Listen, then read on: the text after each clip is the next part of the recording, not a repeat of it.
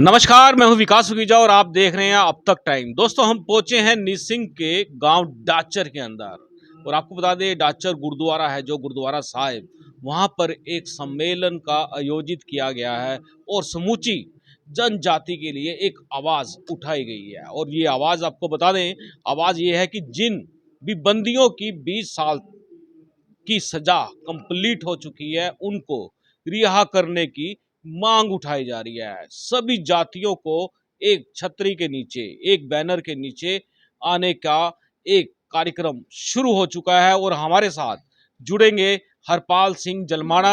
और उसके अलावा आपको बता दें, आज हम आपकी बात करवाने वाले हैं बलदेव सिंह सरसा से भी। बहुत बड़ा कैंपेन शुरू होने वाला है और जिसकी लगभग तैयारियां पूरी हो चुकी हैं। चलिए सीधी बात करते हैं जलमाना साहब से, उनसे जानेंगे क्या पूरा मामला है।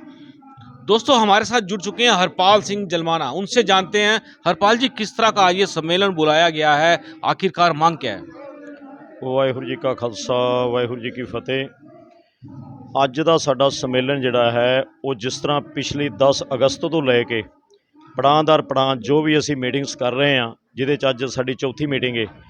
ਇਹਨੂੰ ਆਪਾਂ ਪੂਰੇ ਸਮਾਜ ਲਈ ਇੱਕ ਜਾਗਰੂਕ ਕਰਨ ਦੀ ਮੀਟਿੰਗ ਕਹਿ ਲਈਏ ਜਾਂ ਜਿਹੜਾ ਸਮਾਜਿਕ ਅਨਿਆਂ ਹੋ ਰਿਹਾ ਹੈ ਉਹਦੀ ਮੀਟਿੰਗ ਕਹਿ ਲਈਏ, ਚਾਹੇ ਉਹ ਸਾਡੇ ਸਿੱਖ ਕੌਮ ਨਾਲ ਜੁੜੇ ਮਸਲੇ ਨੇ ਜਾਂ ਪੂਰੇ ਸਮਾਜ ਨਾਲ ਜੁੜੇ ਮਸਲੇ ਨੇ। ਜਿੱਥੇ ਵੀ ਪੀੜਿਤ ਵਰਗੇ ਨਿਆਂ ਨਹੀਂ ਮਿਲ ਰਿਹਾ ਬਾਰ-ਬਾਰ ਬਹੁਤ ਲੰਬੇ ਸਮੇਂ ਤੋਂ, ਔਰ ਜਿਹਦੇ 'ਚ ਐਸੇ ਕੈਦੀ ਨੇ ਜਿਨ੍ਹਾਂ ਨੂੰ 20 ਸਾਲ ਤੋਂ ਉੱਤੇ ਦਾ ਸਮਾਂ ਹੋ ਗਿਆ ਔਰ ਜੇਲ੍ਹਾਂ 'ਚ ਬੰਦ ਨੇ, ਚਾਹੇ ਉਹ ਕਿਸੇ ਜਾਤ ਧਰਮ ਤੋਂ ਹੈ ਔਰ ਕੋਈ ਵੀ ਕੇਸ ਹੋਵੇ, ਅਸੀਂ ਸਭ ਦੀ ਰਿਹਾਈ ਦੀ ਮੰਗ ਕਰਨੇ ਆ। ਗੁਰੂ ਗ੍ਰੰਥ ਸਾਹਿਬ ਮਹਾਰਾਜ ਦੀ ਹੋਈ ਬੇਅਦਬੀ ਦਾ ਇਨਸਾਫ ਦੀ ਮੰਗ ਕਰਨੇ ਆ ਔਰ ਹੋਰ ਜਿਹੜੇ ਕੋਈ ਸਮਾਜਿਕ ਮਸਲੇ ਨੇ, ਅਸੀਂ ਸਾਰੇ ਭਾਈਚਾਰੇ ਨੂੰ ਇਕਜੁੱਟ ਕਰਕੇ ਜੋ ਵੀ ਪੀੜਿਤ ਵਰਗੇ ਸਭ ਦੇ ਤੌਰ 'ਤੇ ਇੱਕ ਸਾਂਝੇ ਫਰੰਟ 'ਤੇ, ਔਰ ਇਹਦੇ ਵਿੱਚ ਸਾਡੇ ਬਹੁਤ ਪੰਥਕ ਵਿਦਵਾਨ, ਸਾਡੀਆਂ ਜਿਹੜੀਆਂ ਮਹਾਂਪੁਰਸ਼ ਸ਼ਖਸੀਅਤਾਂ, ਸਾਡੇ ਜਿਹੜੇ ਸਨਮਾਨਯੋਗ ਔਰ ਪੰਥਕ ਸਮਾਜਿਕ ਆਗੂ ਨਾਲ ਜੁੜ ਰਹੇ ਨੇ, ਜਿਨ੍ਹਾਂ ਦੇ ਸਹਿਯੋਗ ਨਾਲ ਇਹ ਕੰਮ ਜਿਹੜਾ ਪੂਰੀ ਮਾਨਵਤਾ ਦੇ ਭਲੇ ਲਈ ਔਰ ਸਭ ਦੇ ਸਹਿਯੋਗ ਨਾਲ ਕੀਤਾ ਜਾ ਰਿਹਾ ਹੈ। ਜਿਸ ਤਰ੍ਹਾਂ ਇੱਕ ਮਾਰਚ ਕੱਢਣ ਦੀ ਤਿਆਰੀ ਚੱਲ ਰਹੀ ਹੈ, ਉਹ ਕੀ ਮਾਰਚ ਹੈਗਾ, ਉਹਦੇ 'ਚ ਕੀ ਸੰਦੇਸ਼ ਦੇਣਾ ਚਾਹੁੰਦੇ ਹੋ। ਸੰਦੇਸ਼ ਇਹ ਹੀ ਹੈ ਜੀ ਕਿ ਜਿਹੜਾ ਸਮਾਜ ਨੂੰ ਆਪਾਂ ਜਾਗਰੂਕ ਕਰਨ ਦੀ ਗੱਲ ਆਪਾਂ ਕਰ ਰਹੇ ਹਾਂ ਔਰ ਉਹਨੂੰ ਪੜਾਂ ਦਰ ਪੜਾਂ, ਜਿਵੇਂ ਪਹਿਲਾਂ ਮੀਟਿੰਗ ਕੀਤੀਆਂ ਨੇ, ਚੌਥੀ ਅੱਜ ਸਾਡੀ ਮੀਟਿੰਗ ਹੈ, ਆਗਾਮੀ ਮੀਟਿੰਗਾਂ ਦਾ ਦੌਰ ਜਾਰੀ ਰਹੇਗਾ ਔਰ ਹੁਣ ਜਿਹੜਾ ਅੱਗੇ ਸਾਡੇ ਜਿਹੜੇ ਸਤਿਕਾਰਯੋਗ ਮਹਾਂਪੁਰਸ਼ ਜਾਂ ਪੰਥਕ ਆਗੂ ਨੇ, ਉਹਨਾਂ ਦੇ ਸਭ ਦੇ ਅਗਵਾਈ 'ਚ, ਗੁਰੂ ਗ੍ਰੰਥ ਸਾਹਿਬ ਮਹਾਰਾਜ ਦੀ ਅਗਵਾਈ 'ਚ ਜਿਹੜਾ ਅਸੀਂ, ਹਾਲਾਂਕਿ ਜਿਹੜਾ ਇਹ ਮਾਰਚ ਹੋਵੇਗਾ ਗੁਰੂ ਗ੍ਰੰਥ ਸਾਹਿਬ ਦੀ ਜੀ ਮਹਾਰਾਜ ਨਾਲ ਅਗਵਾਈ ਰੂਪ ਨਹੀਂ ਹੋਣਗੇ, ਸੰਗਤ ਵੱਲ ਹੋਵੇਗਾ। ਇਹਦੇ 'ਚ ਇਹ ਹੀ ਹੈ ਕਿ ਘਰ ਘਰ ਜਾ ਕੇ, ਪਿੰਡ ਪਿੰਡ ਜਾ ਕੇ ਲੋਕਾਂ ਨੂੰ ਇਹਨਾਂ ਮਸਲਿਆਂ ਤੋਂ ਜਾਗਰੂਕ ਕੀਤਾ ਜਾਏ ਔਰ ਇਹ ਕਿਸੇ ਵੀ ਰਾਜਨੀਤਿਕ ਜਾਂ ਕਿਸੇ ਵੀ ਇਹੋ ਜਿਹੀ ਸ਼ਖਸੀਅਤ ਨਾਲ ਜੁੜਿਆ ਮਸਲਾ ਨਹੀਂ, ਕਿਸੇ ਧਰਮ ਨਾਲ ਜੁੜਿਆ ਮਸਲਾ ਨਹੀਂ, ਸਮੁੱਚੀ ਮਾਨਵਤਾ ਦੇ ਭਲੇ ਲਈ ਔਰ ਸਮੁੱਚੇ ਸਮਾਜ ਦੇ ਜਿਹੜੀ ਹੈ ਉਤਥਾਨ ਲਈ ਜਿਹੜਾ ਹੈ ਇਹ ਮਸਲਾ ਹੈ ਔਰ ਇਹਨੂੰ ਅਸੀਂ ਲੈ ਕੇ ਜਿਹੜਾ ਅਗਲਾ ਜਿਹੜਾ ਪ੍ਰੋਗਰਾਮ है 17 तारीख का मार्च कर रहे हैं। बिल्कुल दोस्तों, आपको बता दें जिस तरह से बात चल रही है कि जो ग्रंथ हैं उनके साथ छेड़छाड़ के मामले सामने आ रहे हैं, वो पूछ लेते हैं वो क्या मामले हैं। जिस तरह से आप बता रहे हो कि ग्रंथ हैं उनके साथ छेड़छाड़ के मामले सामने आ रहे हैं, किस तरह के मामले हैं वो। ऐसा जी, मेरे तो बहुत सूझवान और इस लड़ाई ਨੂੰ ਲੰਬੇ ਸਮੇਂ ਤੋਂ ਲੜ ਰਹੇ, ਇਹ ਗੱਲ ਤੁਹਾਨੂੰ ਬਿਹਤਰ ਤਰੀਕੇ ਨਾਲ ਸਰਦਾਰ ਬਲਦੇਵ ਸਿੰਘ ਸਰਸਾ ਦੱਸ ਦੇਣਗੇ। ਤੁਹਾਡੇ ਜ਼ਰੀਏ ਇਹ ਜਿਹੜੀ ਹੈ ਪੂਰੀ ਕੌਮ, ਪੂਰੀ ਸਮਾਜ ਦੇ ਵਿੱਚ ਗੱਲ ਜਿਹੜੀ ਹੈ ਬਿਹਤਰ ਤਰੀਕੇ ਨਾਲ ਉਹ ਕਰਨਗੇ ਸਰਦਾਰ ਬਲਦੇਵ ਸਿੰਘ ਸਰਸਾ, ਕਿਉਂਕਿ ਉਹਨਾਂ ਨੂੰ 15-20 ਸਾਲ ਤੋਂ ਲੜਾਈ ਇਹ ਜਿਹੜੀ ਹੈ ਲੜ ਰਹੇ ਨੇ, ਜਿਹੜੀ ਅੱਜ ਕੋਰਟ ਕਚਹਿਰੀ ਤੱਕ ਪਹੁੰਚ ਕੇ ਔਰ ਬਹੁਤ ਨਿਰਣਾਇਕ ਮੋੜ 'ਤੇ ਵੀ ਜਿਨ੍ਹਾਂ ਦੇ ਖਿਲਾਫ ਪਰਚੇ ਵੀ ਦਰਜ ਹੋ ਚੁੱਕੇ ਨੇ, ਸਰਦਾਰ ਬਲਦੇਵ ਸਿੰਘ ਸਰਸਾ ਦੱਸ ਦੇਣਗੇ। ਅਸੀਂ ਤੇ ਇੱਕ ਆਮ ਸਿੱਖ ਦੇ ਨਾਤੇ ਅਸੀਂ ਸਭ ਨੂੰ ਅਪੀਲ ਮੈਂ ਕਰਾਂਗਾ ਕਿ ਇਹ ਕਿਸੇ ਇੱਕ ਦਾ ਮਸਲਾ ਨਹੀਂ, ਇੱਕ ਵੱਲੋਂ ਚਲਾਇਆ ਨਹੀਂ ਜਾ ਰਿਹਾ, ਇਹ ਸਭ ਦੇ ਸਹਿਯੋਗ ਨਾਲ ਸਮੁੱਚੀ ਜਿਸ ਤਰ੍ਹਾਂ ਸਮਾਜ ਦੇ ਭਲੇ ਲਈ, ਮਾਨਵਤਾ ਦੇ ਭਲੇ ਲਈ ਔਰ ਜੋ ਵੀ ਇਹਦੇ ਵਿੱਚ ਪੀੜਿਤ ਵਰਗੇ ਸਭ ਦੇ ਸਹਿਯੋਗ ਨਾਲ ਇਹ ਜਿਹੜਾ ਹੈ ਚਲਾਇਆ ਜਾ ਰਿਹਾ है। बिल्कुल दोस्तों, आपको बता दें हमारे साथ बलदेव सिंह सरसा जुड़ रहे हैं, उनसे जानने की कोशिश करेंगे कि आखिरकार इतिहास के साथ छेड़खानी कैसे हो रही है। बलदेव जी, क्या बताना चाहेंगे आप। सबसे पहले वाहिगुरू जी का खालसा वाहिगुरू जी की फतेह। पहले तो मैं ये बता दूं कि जैसे आज का जो प्रोग्राम है, यहाँ जो गांव डाचर में गुरुद्वारा साहब में जो आज बहुत बड़ी एक मीटिंग बुलाई जा रही है और यहाँ पर ये एक किस्म का रैली का ही रूप धारण कर गई है। ये जो कि हमारे हजूर साहब वाले महापुरुष बाबा बलविंदर सिंह जी, बाबा नरेंद्र सिंह जी, उनकी तरफ से जो यहाँ पर सेवा निभा रहे हैं, बाबा गुरमीत सिंह जी है, बाबा दिलबाग सिंह जी, बाबा जोगा सिंह जी, इन सभी ने एक निर्णय किया है कि जो हमारे बंदी सिंह 30-32 साल से जेलों में बैठे हैं, तो उनको केंद्र सरकार जो है, जहाँ सूबा सरकार है, जो संबंधित सरकार है, वो रिहा नहीं कर रही। तो उनके संबंध में आज यहाँ पर मीटिंग है और लोगों को जागृत करने के लिए यहाँ मेरे को भी बुलाया गया। मैं भी आज चौथी मीटिंग है यहाँ पर करनाल में ही। अलग अलग मीटिंग हो चुकी है, जैसे 24 को हुई, 28 को, 3 को, तो आज भी हुई है और इससे आगे भी प्रोग्राम जो है ये चलेंगे। तो ये लोगों को रिहाई। और एक बात मैं आपको ये भी बता दूं कि जो आज की मीटिंग है, हम इस मीटिंग में अकेले बंदी सिंहों की रिहाई की बात नहीं। सिख धर्म मानवता का धर्म है। ये समुच्ची लोकाई के भले की बात करता है। ये एक वर्ग की बात नहीं करता, एक पार्टी की बात नहीं करता। ये तो समुच्चे वर्ग की बात करता है, समुच्चे धर्मों की बात करता है और जो जिस पर भी जुल्म होता है उस सभी की बात करता है। इसलिए हमने पहले भी कुछ निर्णय किया है कि जो भी बंदी सिंहों की रिहाई की तो बात है ही है, इसके साथ साथ जो और भी देश के लोगों की जो जेलों में बैठे हैं, जैसे कि ये मैं मिसाल दूं हरियाणा की। हरियाणा में जाट आंदोलन चला था। उस जाट आंदोलन में बेशक वो लोग जेल से बाहर आ गए, लेकिन उन पर पर्चे तो चल रहे हैं ना, मुकदमे चल रहे हैं, उन पर पर्चे हुए थे, मुकदमे चल रहे हैं। और जेकर उन मुकदमों में उनको किसी को सजा होगी तो फिर उनकी रिहाई की बात करेंगे।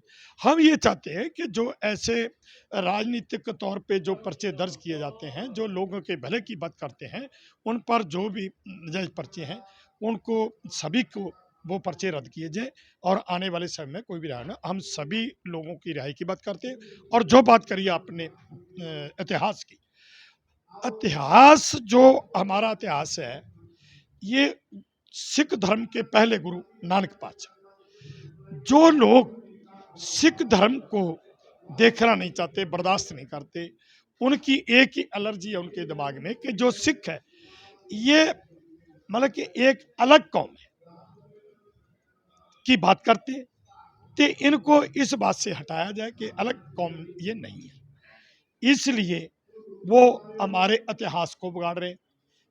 जैसे कि पंजाब एजुकेशन बोर्ड ने भी किताबों में लिखा है, मेरे पास सभी किताबें हैं, आप उनके शॉट ले सकते हो, जो कि एजुकेशन बोर्ड की तरफ से नोटिफाई करके सरकार की तरफ से किताबें बच्चों को पढ़ाई है। उसमें लिखा कि श्री गुरु नानक देव जी ने कोई नई संस्था नहीं चलाई, श्री गुरु नानक देव जी ने किसी हिंदू रीति रिवाज का विरोध नहीं किया, श्री गुरु नानक देव जी ने कोई वखरा मत नहीं चलाया, श्री गुरु नानक देव जी ने किसी भी धर्म मतलब के हिंदू धर्म का या किसी का विरोध नहीं किया।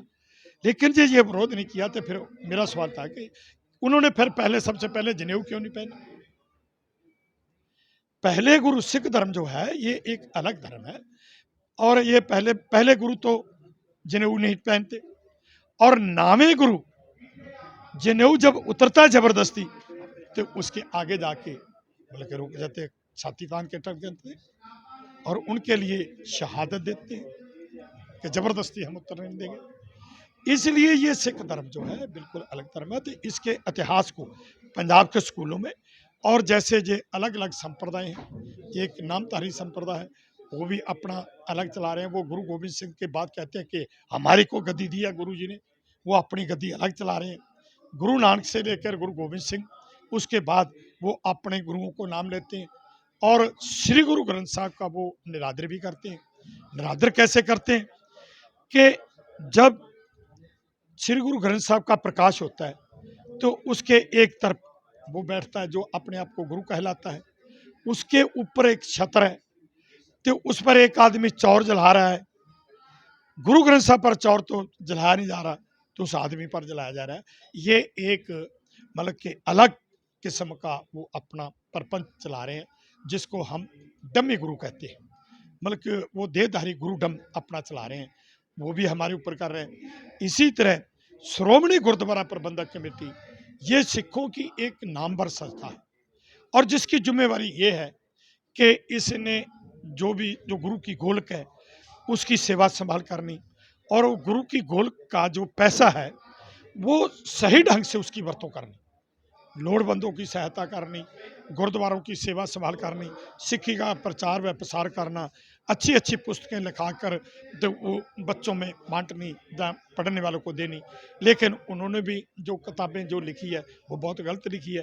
किताब किसी ने लिखी है, किसी ने नहीं, लेकिन पब्लिश श्रोमणी कमेटी कर रही है और पैसा गुरु की गोल खला कर रहा है। ऐसे इतिहास को जो बिगाड़ा रह जा रहा है, उसके बारे में मैंने मतलब कि 2005 से लेकर मैं आज तक वो लड़ाई कानूनी तौर पे और लोगों में जाकर उनको बता रहा हूँ।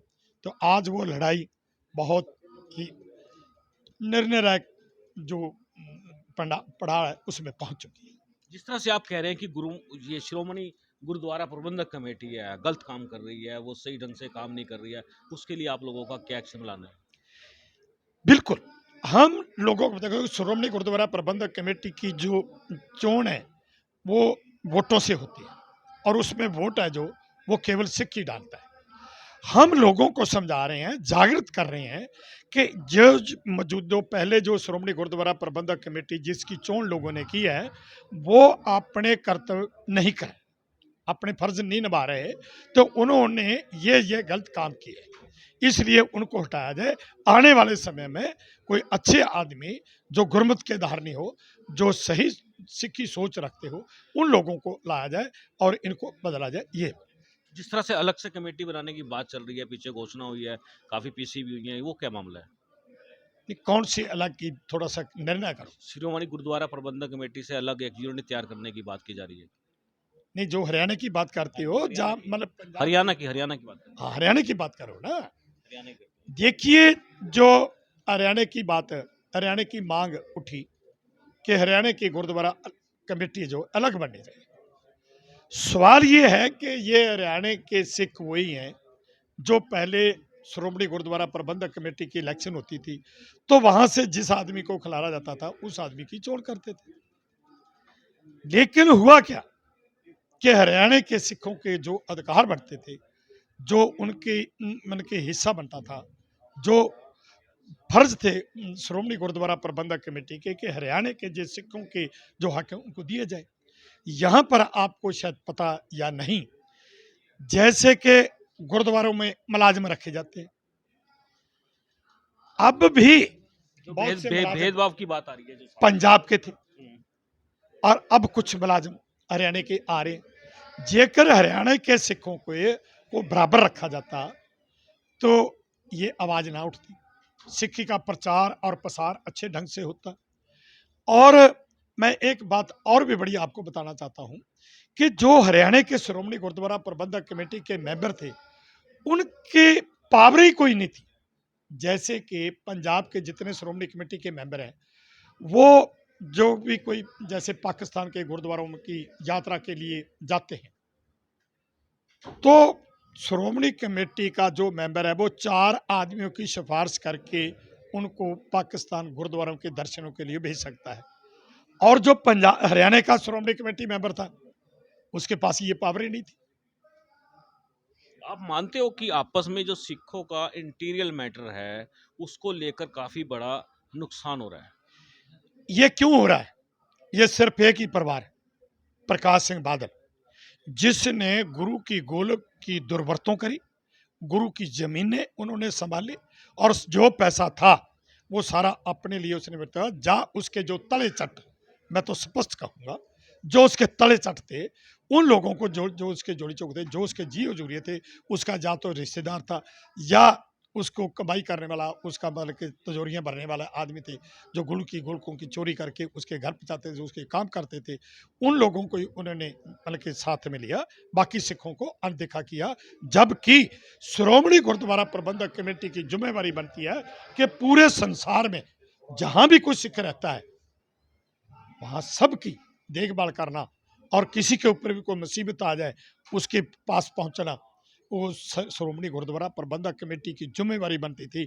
लेकिन प्रकाश सिंह बादल ने तो लोगों की बात क्या करनी, उसने तो सिर्फ अपना और अपने अपना पेट भरने की बात करी। जहाँ अपने नौकरों को, जहाँ अपने ड्राइवरों को, दूसरे तीसरों को, उनको ही आगे रखा, उनको पालता रहा है। इसलिए लोगों ने ये श्रोमणी कमेटी की जो आवाज चाहिए अलग की, ये तब उठी। आपको लगता है बादल परिवार ने फूट डालने का काम कर रहा है सिखों के अंदर?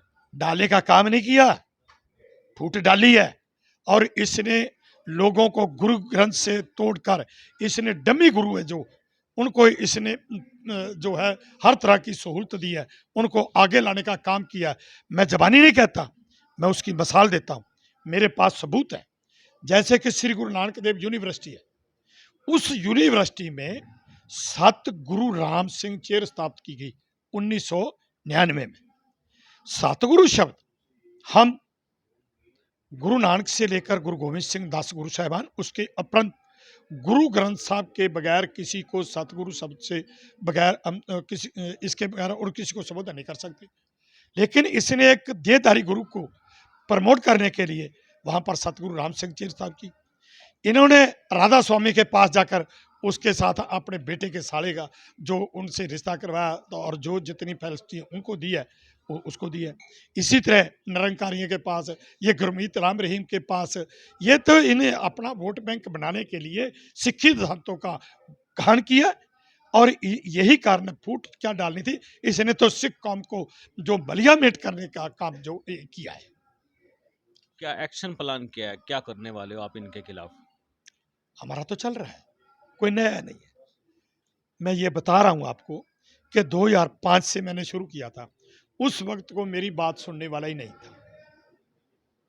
आज देख रहे हो कितने कितने लोग इकट्ठे हो रहे हैं और कितनी बड़ी संख्या में आ रहे हैं और बुला रहे हैं। और ये जाके गए थे, बड़ी खबर वाले भी पंजाब में 2 बार जाए, और वहाँ जो अदालत है, जो गुरुद्वारा जुडिशल अदालत है, जहाँ श्रोमणी कमेटी के खिलाफ केस होते हैं या श्रोमणी कमेटी किसी के खिलाफ करती है, कोई चिट करता है, तो वहाँ हमने आवाज़ उठाई है। और आज कौन सा सोशल मीडिया है जिस पर बलदेव सिंह सिरसा की खबरें नहीं चल रही और आवाज़ नहीं चल रही, और लोग मेरे को इतना मान दे रहे हैं। मैं तो हैरान हूँ कि लोग इतना मान दे रहे हैं। और 4 मीटिंगें 15 दिन में करनाल में रखी गई और मेरे को बुलाया गया। ये कितना मान बख्शिश हो रहा है। हम ये लड़ाई लड़ रहे हैं और लोगों को जागृत कर रहे हैं, और संत महापुरुष जो कार से वाले हैं और भी बाकी लोग हैं जो, वो भी सारे कर रहे हैं। और एक बात और बता दूं आपको मैं, हमने ये जो बाबा गुरमीत सिंह ने ये हजूर साहब वाले महापुरुष जहाँ जितने भी हैं, यहाँ करनाल की हरियाणा की जो सिख संगत है, यहाँ पर जाट भाई भी आ रहे हैं, दूसरे धर्मों के लोग भी आ रहे हैं। इसी तरह हमने जो हमारे गैर राजनीतिक किसान संगठन है पंजाब के, उनकी मीटिंग में हमने ये एजेंडा लगाकर फैसला कर लिया है कि जो ये बंदी किसान है या सिख इतिहास को जो तोड़ मोड़ के लिखा जा रहा है, इतिहास को बचाने के लिए और बंदी सिखों की रिहाई के लिए इंसाफ मोर्चा, यानी कि ये जो कि मोर्चा बाइबल कला चल रहा है बगराड़ी के पास, तो उन सभी के लिए हमने उनको सपोर्ट करने का फैसला किया। और आगे हमारी 25 और 26 की 2 दिन की कर्नाटका में मीटिंग रखी गई है, जो गैर राजनीतिक संगठन है। दोस्तों आखिरी सवाल जान लेते हैं, आखिरकार ये डम्मी गुरु कौन से हैं? बलदेव सिंह सरसा मेरे साथ जुड़े हुए हैं। बलदेव जी, ये डम्मी गुरु कौन कौन से हैं? डम्मी गुरु आप देखते नहीं है, ये बड़ी बड़ी दुकानें होती हैं जो कपड़े की, तो उनके बाहर वो डमी वो उसका एक पुतला सा बना के, वो डमी पुतला नहीं बनाया होता, उसमें वो सूट पहनते हैं। भाई जो लोग यहाँ पर सूट पहन के वो देख के ते आ जाएंगे भाई यहाँ ये कपड़ा मिलता है। असल कपड़ा तो अंदर होता है ना दुकान में, उनके ऊपर तो नहीं ना होता, वो तो नकली होता है ना, तो नकली वो बुत बनाए होते हैं। इसी तरह ये जो डमी गुरु हैं, कौन कौन है? हाँ, उसमें ये नामधारी आ गए, ये राधा स्वामी आ गए, नरकधारी आ गए, गुरमीत राम रहीम आ गया। ये कितनी की यार गिनती से भारी है, कितनी गिनती करेंगे, बहुत है। इसका नुकसान हो रहा है। ये लोग आज क्या है, आम जनता जो है वो आर्थिक पक्षता से कमजोर है, मानसिक रोगी है। जो मानसिक रोगी है, अब ये एक बहुत रौला चल रहा है कि ईसाई मत है जो ये हमारे धर्म का धर्म परिवर्तन कर रहे हैं। अरे क्यों हो रहा है? वो लोग तरह तरह की बातें कर रहे हैं, कई तरह के लालच दे रहे हैं। जैसे मैं आपको बताता हूं कि मैं अमृतसर के अजनाला तहसील में रहता हूं। मेरे सब डिवीजन में 11 स्कूल हैं क्रिश्चियनों के, और 3-3, 4-4 हज़ार बच्चा पढ़ता है। वहाँ पर बच्चों की संख्या बढ़ने का कारण वो ये है कि वो जो बच्चा वहाँ पर एडमिशन लेता है, ईसाई मत के जो बच्चे हैं, उनसे कोई फीस नहीं है, उनको किताबें फ्री है, फीस नहीं है।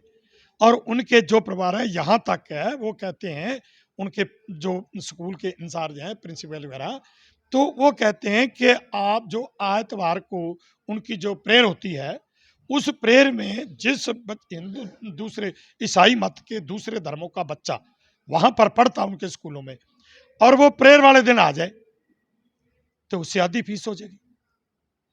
बलदेव जी, एजेंडा आपका क्लियर नहीं है कि आप जो रिहाई की बात कर रहे हैं उसको लेकर चल रहे हैं, या साथ के साथ जो और मुद्दे हैं, बेसिक मेन मुद्दा कौन सा है? नहीं नहीं नहीं नहीं नहीं नहीं, बिल्कुल क्लियर है। आप आगे ले गए तो जो सवाल करोगे क्या मैं उसका जवाब नहीं दूंगा? जवाब देना पड़ेगा। जो हमारे बंदी सिंह, मैंने पहले ये कहा था, आपने मेरे पर सवाल किया था, पहले सवाल, आप सवाल के याद करो, अपने सवाल को याद करो। मेरे पर आपने सवाल किया कि इतिहास क्या क्या होता, तो मैंने पहले बंदी सिंहों की बात करी कि हमने यहाँ पर जो हमारे संत महापुरुष हैं, इन्होंने बंदी सिंहों की रिहाई की बात किया, और हम केवल सिख बंदियों की बात नहीं करते, हम तो सभी की करते हैं। और ये जो इतिहास है, सवाल ये है कि जो बंदी सिंह है ये जेलों में क्यों गए, ये एक बड़ा सवाल है। इन्होंने अपने इतिहास को बचाने के लिए, कायम रखने के लिए, जब जो 1984 में और उससे पहले जो आनंदपुर प्रस्ताव पर धर्म युद्ध लगा, मोर्चा शुरू किया गया था, जिसकी गिरफ्तारी सबसे पहले प्रकाश सिंह बादल ने दी थी, वो मोर्चा आनंदपुर प्रस्ताव को पर चल रहा था। और वो मोर्चा चलते चलते आपको पता है कि अकाल तख्त पर टैंकों और तोपों से हमला किया गया। हमारे अकाल तख्त को टैंकों तोपों से गिरा दिया। जो दरबार साहब था हमारा, जिसको हरिमंदिर बोलते हैं, उसको छलनी छलनी कर दिया। और उस वक्त जो हमारे पर ये अत्याचार जुल्म हुए, और जो हमारे बंदी भाई हैं, इन्होंने हथियार उठाए, हथियारबंद लड़ाई रही, फिर तो मैंने हमारे ऊपर ये जो जुल्म किया है, कहर चलाया है, और जो नजायज हमारे लोगों को पकड़ पकड़ के ये मार रहे थे, तो उसका बदला लेने के लिए इन्होंने हथियार उठाए, और फिर इनको पकड़ के जेलों में बंद किया गया। तो ये बात इतिहास की है ना, तो इन्होंने अपने इतिहास को कायम रखने के लिए, जैसे सुक्खा सिंह, भाई सुक्खा सिंह मताब सिंह ने मत्स्य रंगड़ का सिर काटा था। क्यों काटा था? उसने दरबार साहब की बेअदबी की थी, वहां पर वेशवा नचाई थी, और जो सिंह थे वो जंगलों में लुक छुप के रहते थे। तो जब वहां पर बुढ़ा जौड़ बीकानेर में की रियासत में उनको पता चला, तो वहां से 2 सिख आए, तो उस मत्स्य रंगड़ का सिर ले गए। तो आपको क्या लगता है विचारधारा में परिवर्तन हुआ है? विचारधारा में परिवर्तन हो रहा है? कैसे? जैसे आप बात कर रहे हैं कि बादल परिवार कुछ और कर रहा है, और सिख जो हमारे हैं वो बादल परिवार जैसे आज बादल परिवार है ना, इस तरह के पहले भी थे। जब महाराजा रणजीत सिंह की लड़ाई अंग्रेजों के खिलाफ चल रही थी, तो उस वक्त त्यान सिंह डोगरे जैसे बहुत थे। ये आज नहीं, राम राय गुरुपुत्र थे, लेकिन राम राय ने जो था उस वक्त पृथ्वी, उस वक्त हुकूमत से उसने सांठ काट की, और गुरु साहब के खिलाफ बहुत कुछ किया। इस तरह ये शुरू से चलता आया और चलता रहेगा। आज प्रकाश सिंह बादल का नाम इसलिए ले रहे हैं कि प्रकाश सिंह बादल जो है वो पावरफुल है, और अपने आप को वो पंथक लीडर, सिखों का लीडर कहलाता है। तो उसने अपनी जो जिम्मेवारी थी वो नहीं संभाली। उसने सिखों के लिए, सिख धर्म है, एक बात और आपको बता दूं, सिख धर्म मानवता का धर्म है। ये किसी के ऊपर जुल्म अत्याचार नहीं करता, और जो करता है उसका मुकाबला करता है।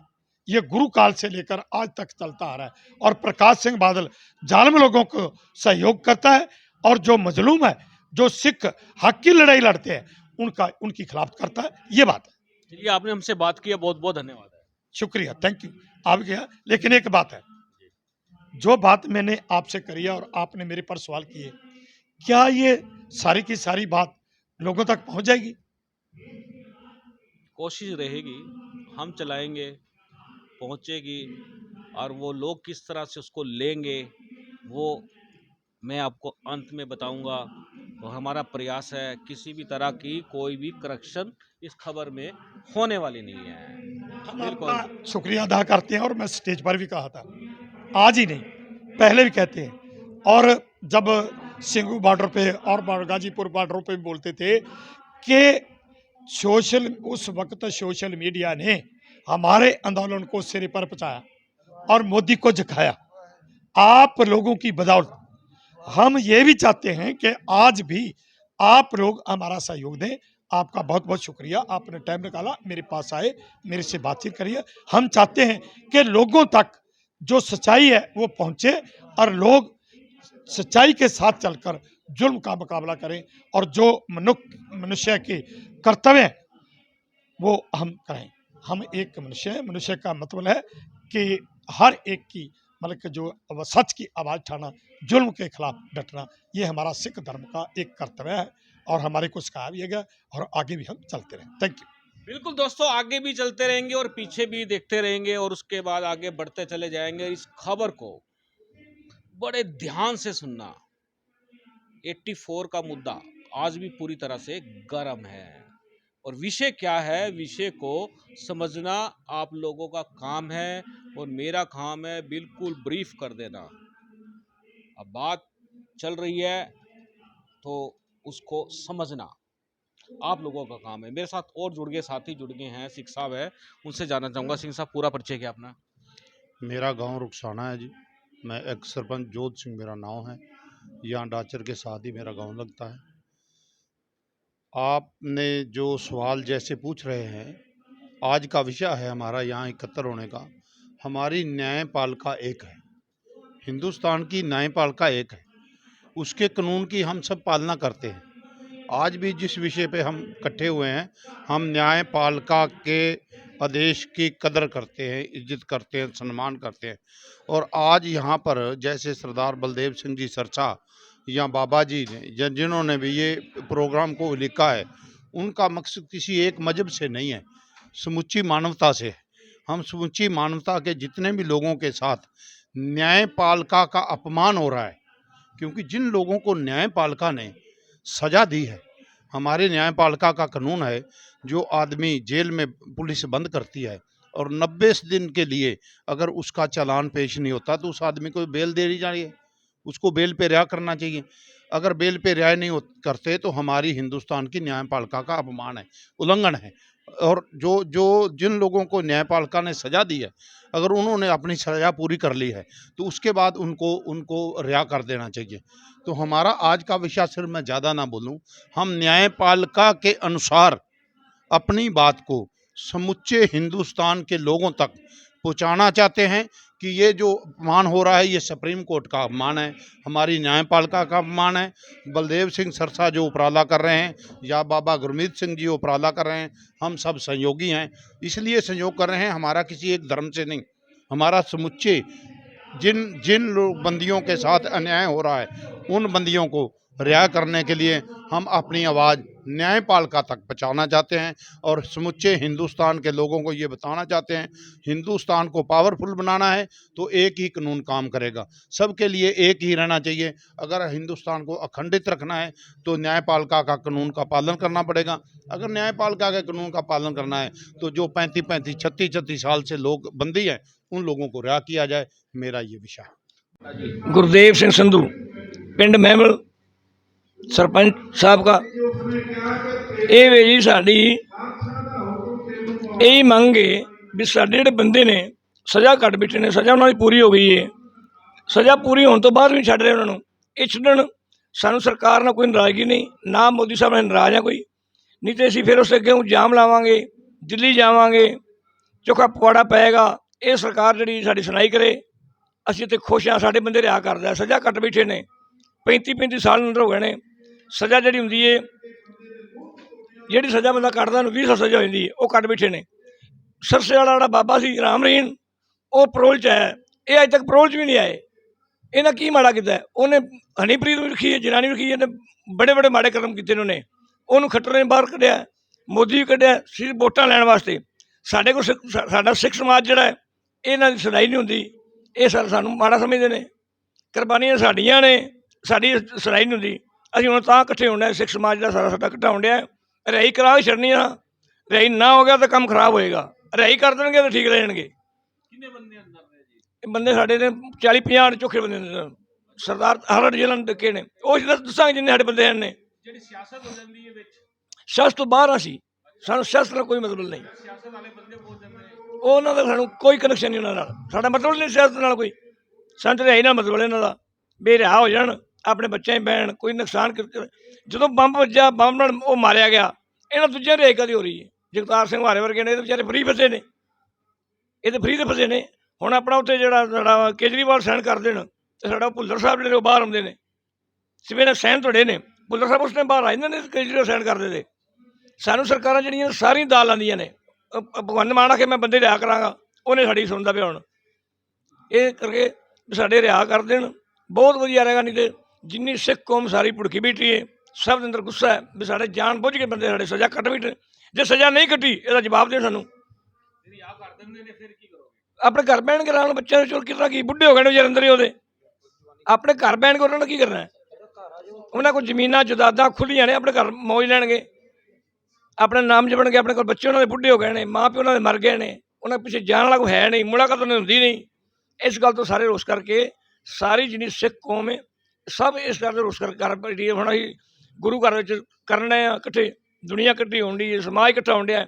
ਸਭ ਇਹ ਨਹੀਂ ਵੀ ਸਿੱਖ ਇਕੱਠੇ ਨੇ, ਸਭ ਹਿੰਦੂ ਵੀਰ ਸਾਡੇ ਨਾਲ ਨੇ, ਮੁਸਲਮਾਨ ਵੀਰ ਸਾਡੇ ਨਾਲ ਨੇ, ਸਾਰੀਆਂ ਬਰਾਦਰੀਆਂ ਇਕੱਠੀਆਂ ਨਾਲ ਨੇ ਵੀ ਛੱਡੋ ਵੀਰ, ਰਿਹਾ ਕਰੋ ਉਹਨਾਂ ਨੂੰ, ਕਿਸੇ ਨੇ ਨੁਕਸਾਨ ਥੋੜ੍ਹੀ ਕੀਤਾ। ਉਹਨਾਂ ਬੰਦਾ ਇੱਕ ਮਰਿਆ ਹੈ, ਉਹਨਾਂ ਦਾ ਪਰਿਵਾਰ ਮਾਰ ਛੱਡਿਆ ਪਿੱਛੋਂ ਨਾ, ਪੁਲਿਸ ਵਾਲਿਆਂ ਨੇ ਨਜਾਇਜ਼ ਪਰਚੇ ਕੀਤੇ ਨੇ ਉਹਨਾਂ ਦੇ, ਉਹਨਾਂ ਦੀ ਭੈਣਾਂ ਮਾਵਾਂ ਦੀ ਬੇਇੱਜ਼ਤੀ ਕੀਤੀ ਹੈ। ਉਹਨਾਂ ਮਾੜਾ ਥੋੜ੍ਹੀ ਕੀਤਾ ਹੈ, ਆਪਣੀ ਸਜ਼ਾ ਕੱਟ ਬੈਠੇ ਨੇ। ਕੋਈ ਮਾੜਾ ਕੰਮ ਕਰਦਾ ਹੈ ਉਹਦੀ ਸਜ਼ਾ ਹੁੰਦੀ ਹੈ। ਸਰਕਾਰ ਨੂੰ ਕੀ ਅਪੀਲ ਕਰਦੇ ਹੋ? ਸਰਕਾਰ ਨੂੰ ਅਸੀਂ ਇਹ ਅਪੀਲ ਕਰਨੇ ਆ ਵੀ ਸਾਡੇ ਬੰਦੇ ਛੱਡ ਦੇ, ਵੀ ਬੰਦੇ ਛੱਡੇ, ਆਪਣੇ ਘਰ ਬਹਿਣ ਆਰਾਮ ਨਾਲ ਆ ਕੇ। ਉਹ ਤਾਂ ਵਡੇਰੇ ਹੋ ਗਏ ਨੇ, ਉਹਨਾਂ ਹੁਣ 35 ਸਾਲ ਦੇ ਅੰਦਰ ਹੋ ਗਏ ਨੇ ਉਹਨਾਂ ਨੂੰ। ਕੋਈ ਇੱਕ ਰਾਮਰੀਨ ਤੇ ਪਰੋਲ ਤੇ ਵੀ ਹੈ, ਵੋਟਾਂ ਲੈਣੀਆਂ ਰਾਮਰੀਨ ਦੀਆਂ ਨਾ, ਅਤੇ ਹਨੀਪ੍ਰੀਤ ਪਹਿਲਾਂ ਛੱਡਦਾ ਨਾ, ਹਨੀਪ੍ਰੀਤ ਅਜੇ ਬਾਹਰ ਲੱਗੀ ਫਿਰਦੀ ਹੈ। ਚੰਡੀਗੜ੍ਹ ਦੇ ਵਿੱਚ ਉਹਨੇ ਭੈਣ 'ਚ ਕੋਈ ਸ਼ੈ ਛੱਡੀ ਨਹੀਂ ਸੀ, ਜਿੰਨਾ ਉਹਨੇ ਅੱਗਾਂ ਲਾਤੀਆਂ। ਸਰਕਾਰ ਨੇ ਕਰੋੜਾਂ ਅਰਬਾਂ ਨੁਕਸਾਨ ਕਰਦਾ ਸਰਕਾਰ ਦਾ, ਅਤੇ ਉਦੋਂ ਉਹਨਾਂ ਨੇ ਤੈਨੂੰ ਦੇਸ਼ ਦੁਰੀ ਦਾ ਇਹਦਾ ਕੇਸ ਪਾਇਆ, ਦੇਸ਼ ਦੁਰੀ ਦਾ। ਹੁਣ ਦਾ ਦੇਸ਼ ਦੁਰੀ ਦਾ ਕੇਸ ਕਿੱਧਰ ਗਿਆ? ਹੁਣ ਦਾ ਦੇਸ਼ ਦੁਰੀ ਦਾ ਕੇਸ ਕਿੱਧਰ ਗਿਆ? ਉਹਦਾ ਪਤਾ ਲੱਗਿਆ ਕਿੱਧਰ ਗਿਆ ਉਹਦਾ? ਉਹਨੂੰ ਖੁਰਦ ਕਰਕੇ ਬੰਨੇ ਕੱਢਿਆ, ਉਹ ਹੁਣ ਪਰੋਲ 'ਤੇ ਹੁੰਦਾ ਹੈ। ਸਾਡੇ ਨਾਲ ਜਾਣ ਕੇ ਧੋਖਾਜੀ ਕਰਦੇ ਨੇ, ਸਾਡੇ ਨਾਲ ਸਰਕਾਰ ਜਾਣ ਬੁੱਝ ਕੇ ਧੋਖਾ ਕਰਦੀ ਹੋਈ ਹੈ।